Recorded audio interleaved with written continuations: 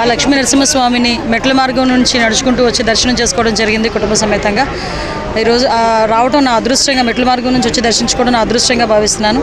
లక్షలాది మంది భక్తులు వచ్చే ఈ లక్ష్మీ నరసింహస్వామి, అదేవిధంగా ఉత్తరాంధ్రకి ఇలవేల్పు ఈ లక్ష్మీ నరసింహస్వామి దూర ప్రాంతాల నుంచి ఇక్కడికి వచ్చి దర్శనం చేసుకుని వెళ్తారు. ఇక్కడ ఉన్న అన్ని సదుపాయాలు కూడా సక్రమంగా ఉండాలని మేము ఇప్పుడే యోగా వాళ్ళతో కూడా మాట్లాడడం జరిగింది.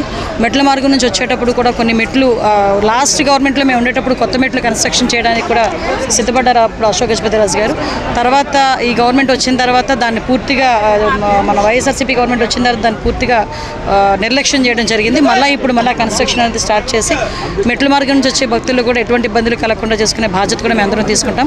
ఆ లక్ష్మీనరసింహస్వామి ఆశీస్సులు మా అందరి మీద, అతి ముఖ్యంగా చంద్రబాబు నాయుడు గారి మీద, పవన్ కళ్యాణ్ గారి మీద, లోకేష్ గారి మీద, అందరి మీద ఉండాలని మనస్ఫూర్తిగా కోరుకుంటూ అందరూ కూడా ఆయురారోగ్యాలతో ఉండాలని మనస్ఫూర్తిగా కోరుకుంటున్నాం.